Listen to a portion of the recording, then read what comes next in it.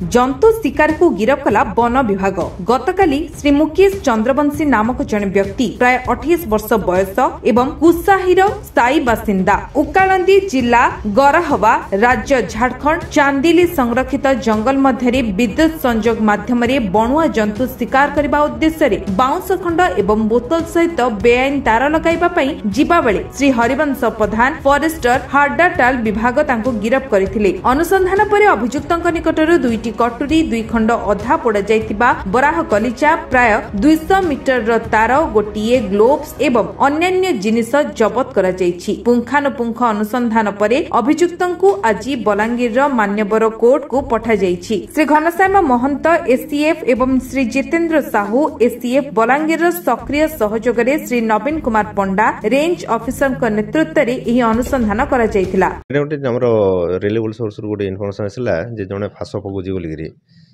तो तार इलेक्ट्रिकेशन करुच्ची बोलिकरी तेणु आम सागे सागे स्टाफ को पठेलु जे सेठी भूतियार बाहाल लोक से रोची वर्तमान सेठी तार ना है मुकेश चंद्रवंशी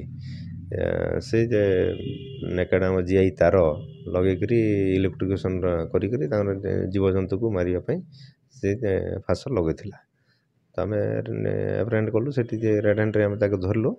धरिक आणिक इनक्वारी सब कलु। इनक्वारी कलापर से बाहरला जे से है प्रकृत में से झारखंड लोक सी आसिक ये 2012-13 आसिक एरिया रही आगु बेलपड़ा थिला बर्तमान से आसिक भूतियार बाल रोची रिसपाल दास तो ता घरे से रोची सेठी जो ये कमटा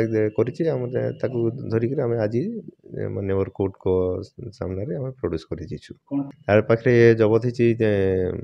गोटे एक्सेल गाड़ी गोटे तापर तार